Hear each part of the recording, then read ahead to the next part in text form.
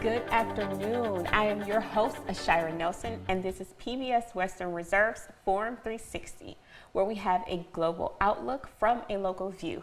Today, I'm interviewing my good friend, Alfred Wilson, founder of a social media platform called Frugal Freddy. He is a trusted financial coach, helping people take control of their finances. We're going to dive into his platform, how he created it, how he grew it, and discuss the concept of group economics. Oh, yeah. Hey. What's going on? How are you today? I'm doing good. Thanks for having me. Thanks No for problem. having me. Yes. Happy to have you here. Yes. Finally. Yes. We've been talking about this. I was just telling you how I've been on the show for 3 years.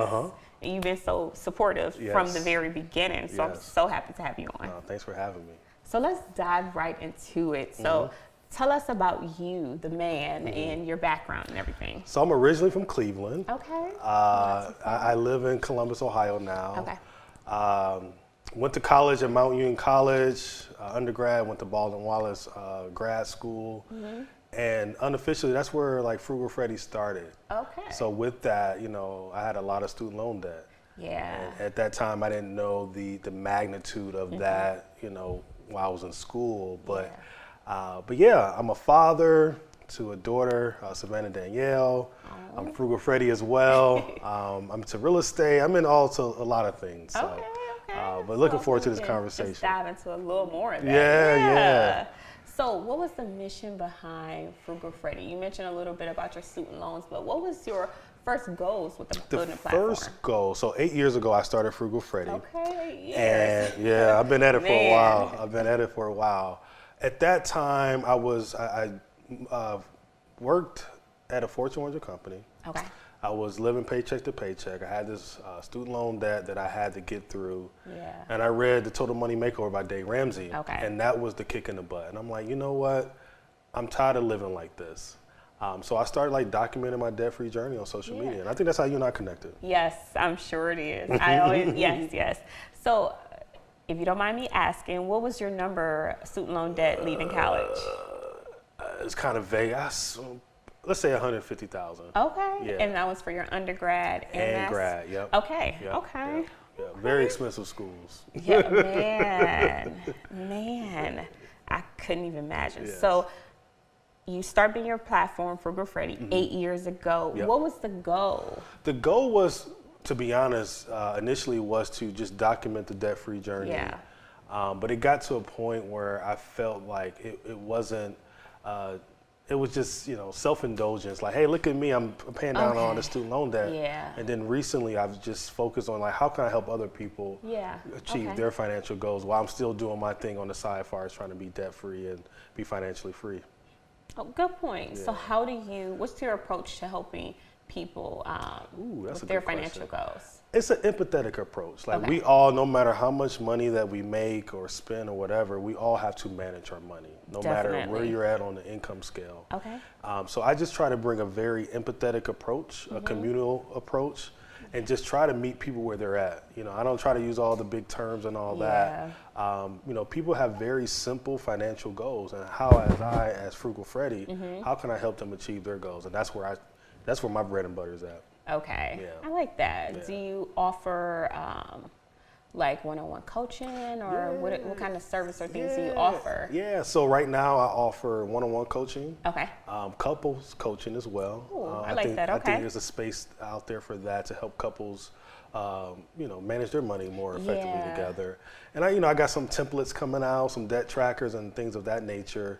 But you know, I just like helping people at the end of the day. So what kind of content do you create on social media that really helps people? Yeah, so I just launched Dollars and Cents YouTube show. Okay. And you've been a guest on it.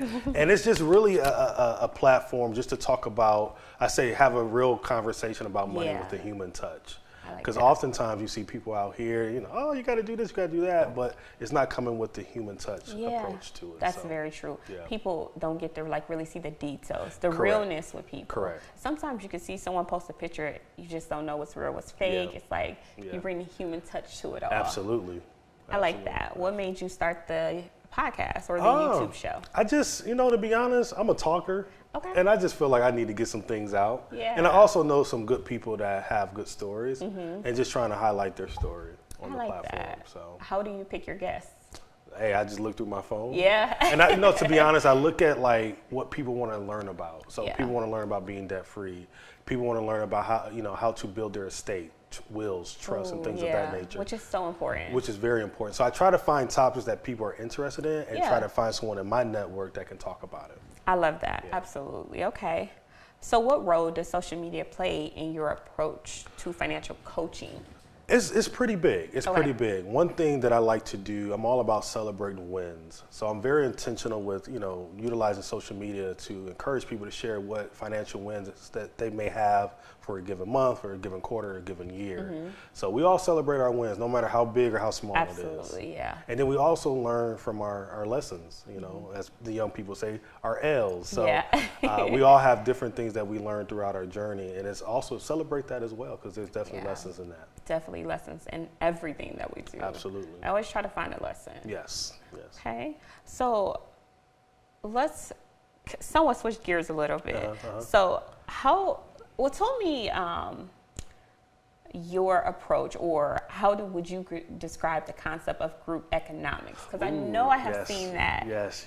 So I'm the president of the Cashlenials. Yeah, so okay. What's Cashlenials? The Cashlenials is a group of people that I went to college with at BW. Okay. And we created I didn't know that. We all went to college. That connection. You did? No. Yeah, we all went to college. We all went to college together, and we created an investment club. That's amazing. Where we solely invest in the stock market. We put our money together every month. We contribute $100 a month into a joint account, and then we invest in the stock market collectively. We've been doing that for 5 years, and we're a big proponent of group economics to grow our own personal wealth and also our collective wealth as well. So how do you guys as a group pick your individual stock or different things? We have somewhat of a voting system. Okay. We all are focused on different sectors. Yeah. So, people propose a stock, and we agree to buy shares of that stock. And we hope to God that it grows in value. But we know that's not always the case. And there's some stocks that we invested in that did not grow, and we learned a lesson through that. Yep, correct. Honestly, everything is a lesson. Yeah. But I'm excited about what we do with the Cashlenials and what we're growing a community called the Cashmunity. Okay. Where we're trying to, help people build their own investment clubs. Yeah. Nice. I'll have to check that out. Yeah, and then you got to build your own investment club. I have to check that out. That's such a great idea. Yes. So the concept of all as a group pooling your money together to invest. So are you guys investing just in the stock market? Because you mentioned a little real estate.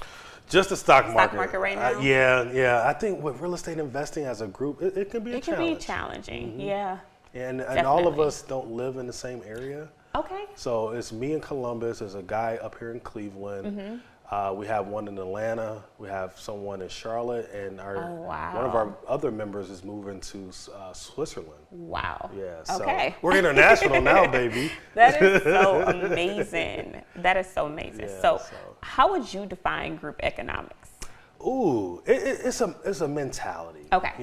Group economics can be anything. It can be, hey, we live in this neighborhood and we have one babysitter, and all the families want to support that babysitter and pay him or her to watch the kids. So it can mean anything. I know for me, it's just pooling our money together and trying to grow our wealth through the stock market. So do you build content around that concept on Frugal Freddy? It blends over from Cashlenials to Frugal Freddy. I'm always tell the team, like, no matter where I'm at, I'm still a part of Cashlenials if I'm Frugal Freddy. So it's just really like Frugal Freddy is really the money management side of the house, and then the Cashlenials is really like, hey, how do we grow our wealth? I like so that. the Cashlenials is like the offense, and then Frugal Freddy's the defense. Oh yeah. We got to win championships around here. I love that. Okay. Yeah. Okay, so how can a community build from participating in group economics? Ooh, I would say it's one of the things where you have to find a group of people that you trust. Okay. And that's open to the idea of combining the resources. And I think resources is the biggest thing. Okay. And money is a resource. It can be time, it can be effort, it can be just manpower, woman power. So it has to be a mentality of, hey, how can we pool the resources that we have access to build whatever we want to build? And I think if people continue down that path, no matter, your race, gender, or whatever, our country would be in a lot better shape. I like that. And I love the example that you gave with a local babysitter and everybody kind of pooling together. What other ways can communities use it? Like, let's just thinking we're both from the Cleveland area. So how do you think like Cleveland can do a better job at using, or any city for that nature? That's a good question. In Northeast Ohio. I think the easy answer is to say, how can we as financial thought leaders, provide different programming, how you and I can collaborate and help people with their budgeting and debt management or savings. It's combining, expertise sometimes too. Okay. And I haven't been up in Cleveland quite some time, but I think no matter where we're at in the country, there is an opportunity to help people be more financially literate. I like that. Okay. How did you begin your passion for just that whole group economics? Like the concept I knew about, but you were like one of the first people I was really seeing talk about it online. So where did that come from for you? That's a good question. I don't know. I sometimes I talk to myself and just think like, how can I create something that's cool, but also impactful? This was definitely an idea that I had years ago, and I just had to find the right people to do it with. And then, I had one of those aha moments where it's like, oh, I got some buddies that went to BW with that's interested in financial literacy. Why not do it with those folks? So great idea. But having the right group is very, very important.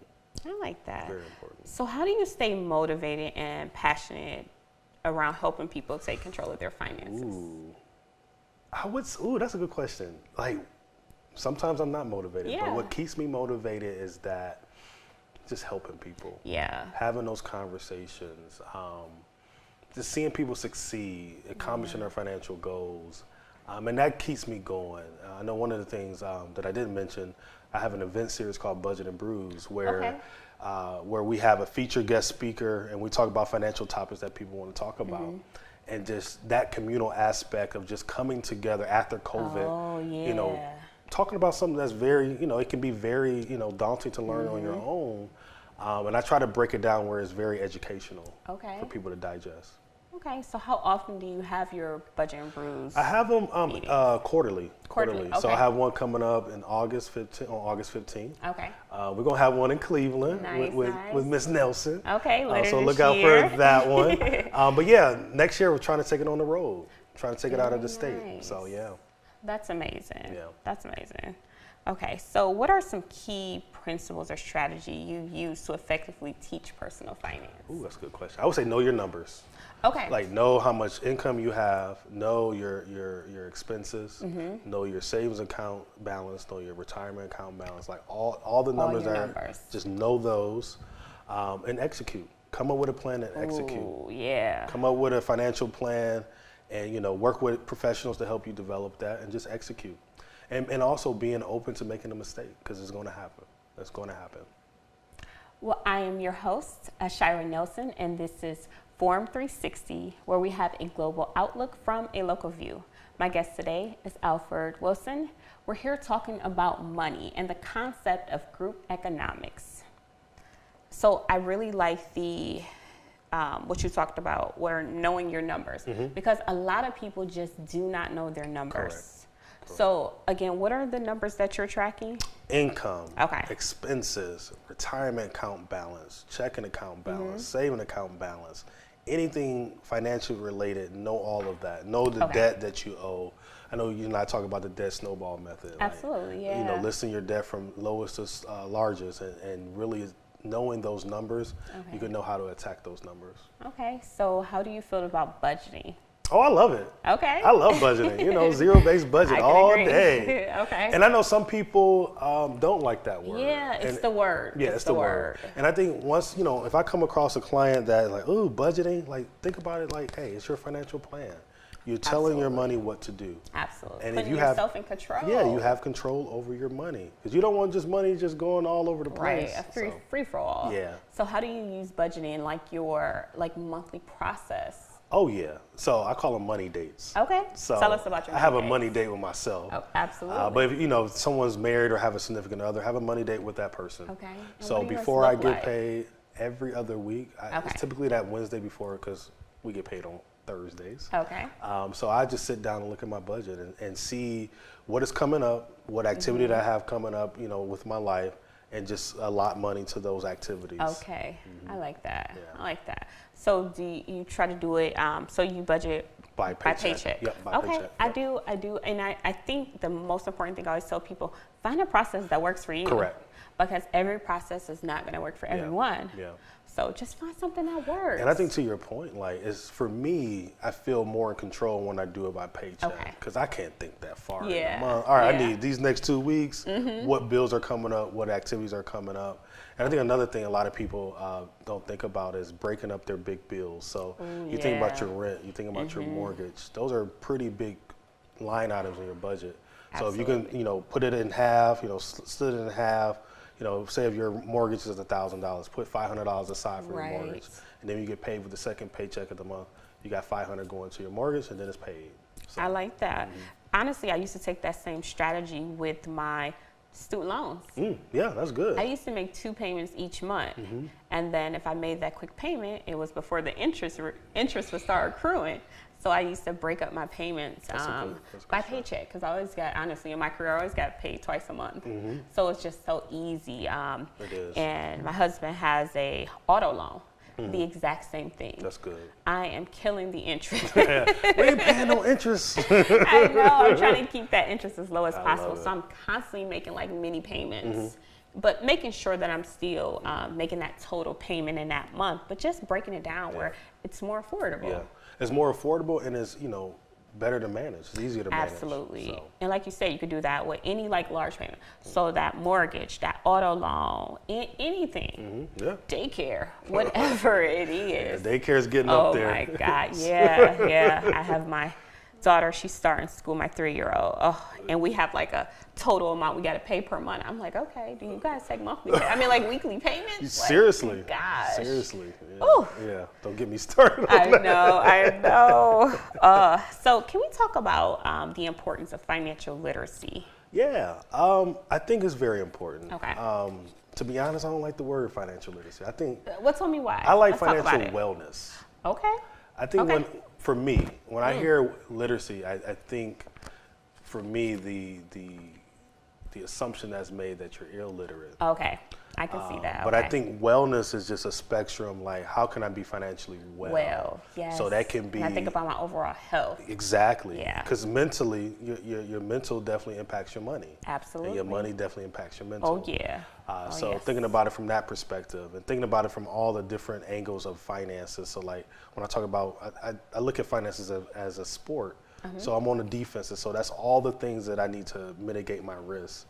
So that's the budgeting, that's the insurance, that's all those Oh, yeah. non-cool things. Right. And then the offensive side is like, how can I grow my wealth? How can I make more money? What are my investments doing? So, and that's important. You know what I mean? So you got the offense and the defensive, and defense wins championships. Okay. So it's just one of those things where, as a financially well person, and don't get me wrong, you're going to have ebbs and flows. Absolutely. But if you're financially well, in my opinion, you're a whole person. Okay. So So for someone who want to take the next steps and just don't know where to start, where would you say is that first place or that first thing they need to do to start a financial wellness journey? I would say having self-awareness, like seeing, Okay. like knowing where you're at. Yeah. Because that's half the battle. Like, okay, Okay. I know where I'm at and I know where I want to go. Oh, I like that. Okay. What do I need to do in between there to get where I want to be? So that self-assessment first, and then trying to find someone to help you achieve those goals. It can be a financial coach, it can be a financial counselor, it can be a financial advisor or planner to help you get to that goal. I like But that. I think the first step is that self-assessment. Okay. How does your mental, like your mental awareness, how much does that have to do with that, like taking that first assessment? It takes a lot. Okay.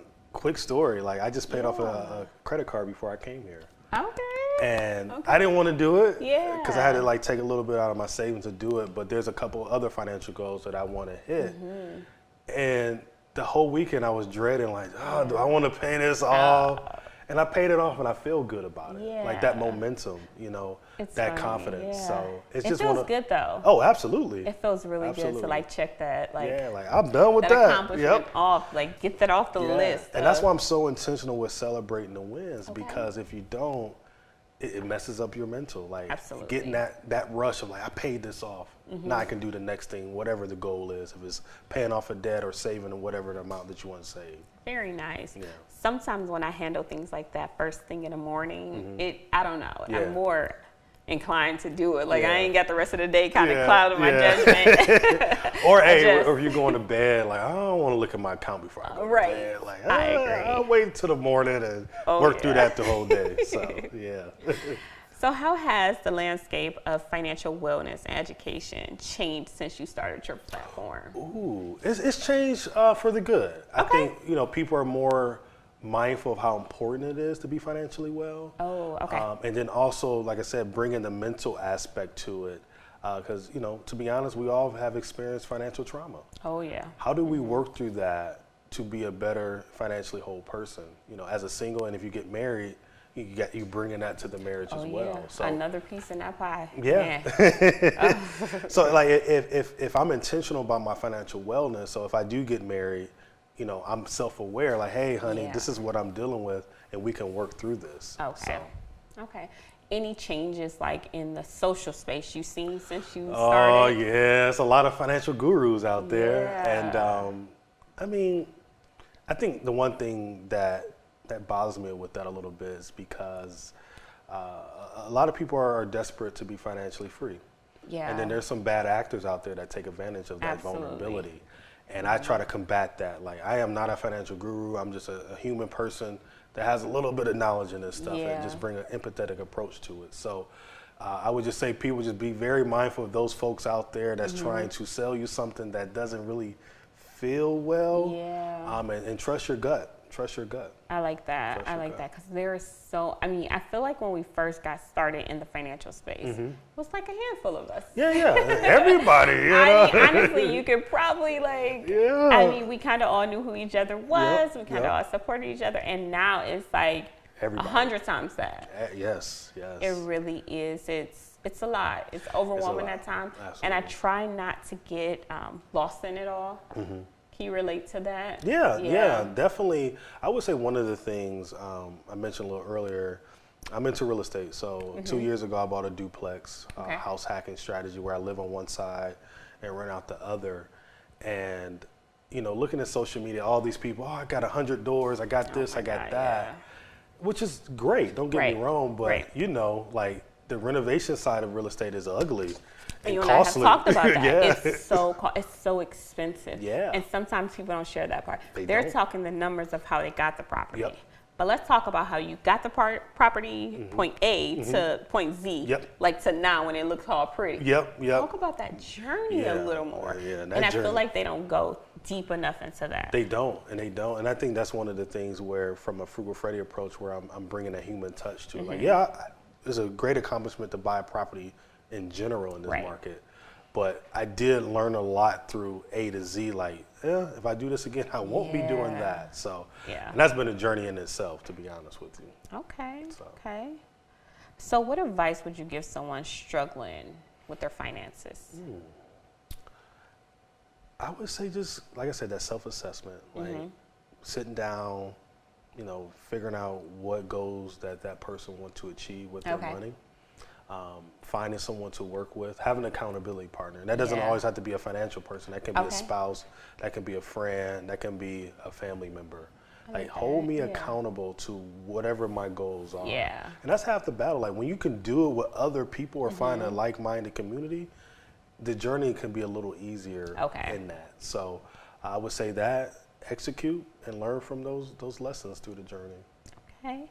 Can you share any upcoming projects or initiatives you have? Oh yeah, as I mentioned, you know, Budget and Brew event series that I have, got an event coming up in August. Okay. Trying to have one here in Cleveland in October, and then in December I'm gonna have the last one for the year. And then next year, I'm taking Budget and Brews on the road, trying to go to Charlotte, Indy, Pittsburgh, and maybe Atlanta. So just trying to spread the knowledge and just bring something different to the fold as it relates to financial wellness. Okay, so what are your long-term goals for Frugal Freddy? Ooh. So I know you and I talked about this. You know, I can't be Frugal Freddy for forever. Okay. So one of the things that I'm building right now is called Aspire Financial. Okay. So that will be a financial coaching and counseling practice where it'll be me and a team of coaches serving singles, couples, and community organizations. Oh, I like that. Okay. Just from a very, foundational level as it relates to money and finances.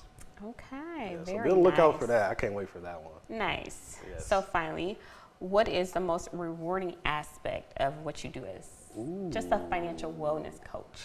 I would say working with people, like knowing their stories and seeing them succeed, that really fills my cup. Okay. It has nothing to do with me personally, but like seeing someone like, you know what, I heard this little piece of content, or you said this one little thing, and that just jump-started Sparked it something for that I them. wanted to do. And I'm like, little old me, you know? Yeah. But I think that's just, God's gift that he's given me to just help people with their money. Nice. Yeah. Well, again, this is Forum 360, where we have a global outlook from a local view. And my guest was gracious enough to share with us about his platform. Thank you guys for having us, and I'll see you guys again soon. Forum 360 is brought to you by John S. and James L. Knight Foundation, the Akron Community Foundation, Hudson Community Television, the Rubber City Radio Group, Shaw Jewish Community Center of Akron, Blue Green, Electric Impulse Communications, and Forum 360 supporters.